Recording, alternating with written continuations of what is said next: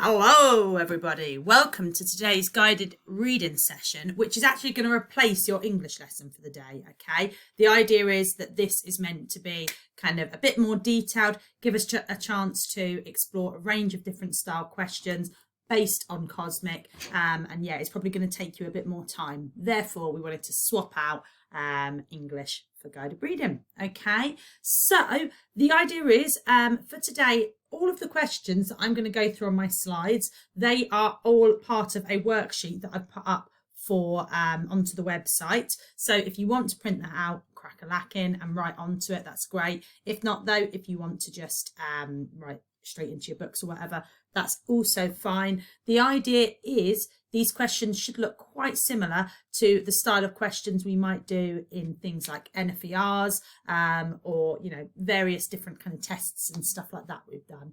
Okay, so we're going to be looking at how we can get the maximum points from this type of question. Okay, before we do that, what I'm going to do is I'm going to read along. Now, I think what I will try and do is I will try and kind of read and pause then for you to answer some questions, okay? But it might be that you have to think back to something I'll have read a little while before when answering, okay? Now, I know this is going to be slightly trickier because you might not have a physical copy of the book in front of you. So in terms of finding evidence and stuff, might be a bit harder, but you can kind of just go as general as you possibly can, okay? Final thing to mention is that what I will do is I will try and put up kind of an equivalent of like an answer sheet onto the website so that you, if you want to check kind of how accurate your answers are or how many points you think you would have got for them, you absolutely can, but you don't need to do that at all, okay?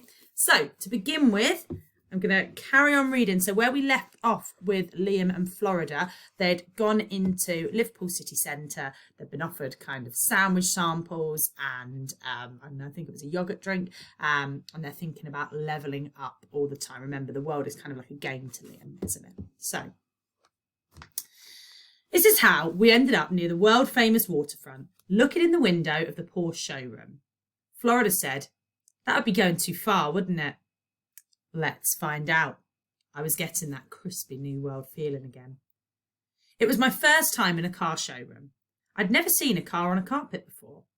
It was like being in the living room of the posh car family. The cars looked smaller and glossier than they usually do. A man in a suit saw us come in and said, "Be with you in a minute, sir. Help yourself to coffee." There was a coffee machine and a plate of biscuits, disappointingly mostly plain digestives. Florida nabbed the only bourbon. Then she walked around, dropping crumbs on the carpet. There was one really nice, sleek-looking car. Florida said, "Take a picture of me with your mobile." "Why?" "That's what dads do." So she leaned on the bonnet and smiled while I took her picture. Straight away, the man in the suit was standing next to us. "I admire your taste," he said. Right, just pause there then. Inference Iggy time now. What I want you to think about is, how can you tell that the salesman thinks Liam is an adult? Back up your answer using evidence. Now this 2 over here, what that means is it's worth 2 points, the same way, like I said, you'd have if you were doing like a test or something.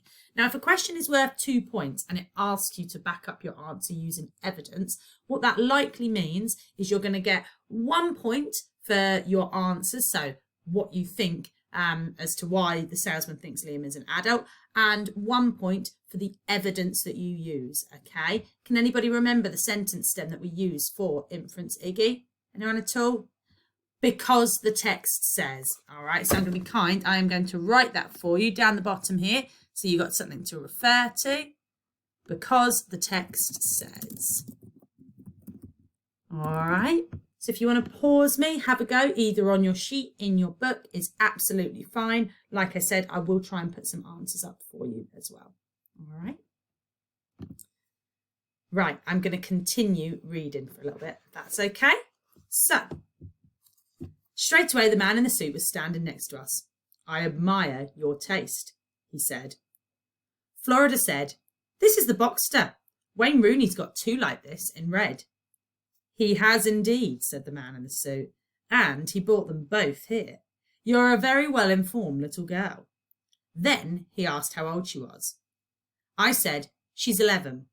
Then I thought I should say something grown up. So I said, I'm not sure about the colour. There's a red one like Wayne's over here. Come and have a look. So I did. I've got to agree with you. A car like this was born to be red. It was nice of him to agree with me, even though I didn't remember saying that. She costs a bit. Again, pause here. This time, can you remember what one this is? Rex Retriever. So these are our literal basic retrieval questions. I've got here, name 2 adjectives Liam uses to describe the cars in the showroom. You might want to rewind back and listen to me read again, or if you've got the copy, have a look. This is worth 2 points, so we can guess that that means 1 point for each adjective. And then secondly, which celebrity has 2 red Boxsters? Hopefully you heard that one. Okay, if you're ready, let's move on. I'll carry on reading. So, it was nice of him to agree with me, even though I didn't remember saying that. She costs a bit. I know. The price was written on the windscreen. It took up most of the windscreen. But she's worth it. Yeah, oh yeah. Are you looking to buy or just looking? Yes, I know I know what I should have said, but to buy sounded older. Would you be bringing in your old car in part exchange? No, I like my old car. I'll probably keep my old car. It's a good car. I know the score. The other one's a family car. That's for when you're being a proper grown-up dad. This is for when you're playing racing cars. Isn't that right? He winked at Florida. Men, eh? We never grow up, do we? He definitely hasn't, said Florida. Well, said the man in the suit, let's pretend you've grown up. Just for a minute. What's your income? I'm not sure. Varies, really. You're right. You are so right. I'm too nosy. I mean, you haven't even said you want her yet, have you? No, I haven't.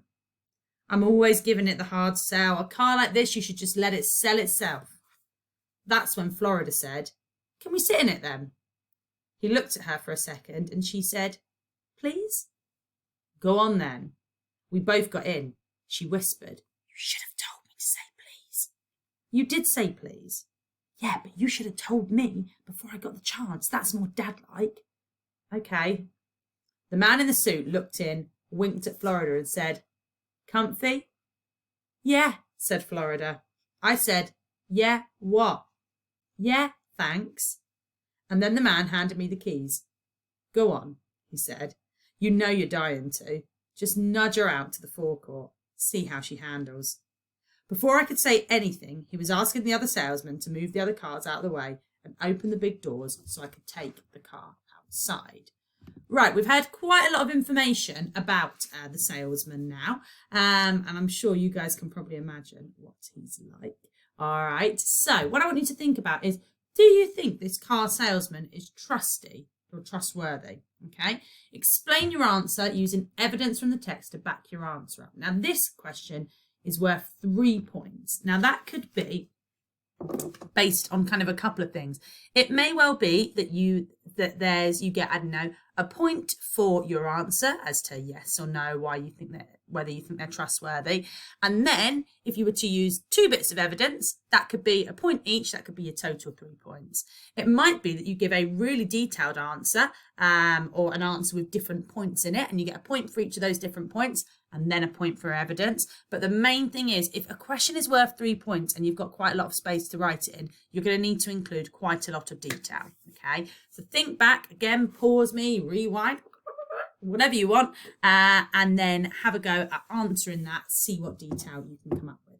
Okay, right, so I'll need to push the seat back a bit for you. You're a big lad, aren't you? I could have said, yes, I am a big lad, but that doesn't mean I'm old. I didn't say that. I said, thanks, and added, mate. Have you got your licence on you, Mr. Digby? No, I haven't. I tried not to sound too happy about this. That's all right, Mr. Digby. I trust you. Thousands wouldn't. He crouched down next to me and gave me a guided tour of the dashboard. There's your MP3 player, your ergonomic seat thing, your sat-nav, in case you actually want to go somewhere. I had a thought. I've got Draxworld on my phone. Can I hook that up to the sat-nav? He was impressed. He said, not sure. Give it a go. I got Draxworld up on my phone and chose a Waterloo. Waterloo? Said the man. No, this doesn't work. Waterloo's about 15 minutes from here. This is showing a journey time of 3 days. Actually, I said, that's Waterloo in Sierra Leone, Africa. He looked at me like I was talking pure poetry. Wow, he said. Africa?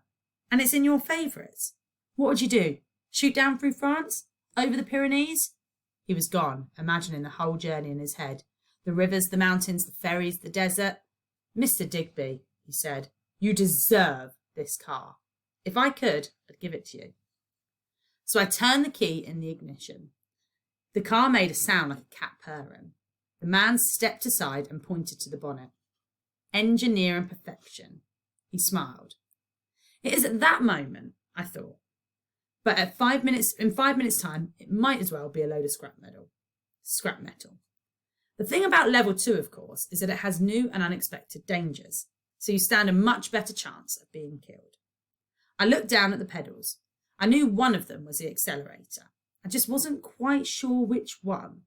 One lesson that World of Warcraft teaches you is that if you want to succeed on the next level, you need to acquire new skills. Don't level up until you've skilled up. Sadly, this was a lesson I had forgotten. I was pretty sure though that the accelerator was the one in the middle. I had my foot on it when the door on the passenger side opened and a very familiar voice said, "You, out, now, come on." I probably didn't mention this at the time, Dad, but on balance, I was pleased to see you. Just in the nick of time there, guys, am I right?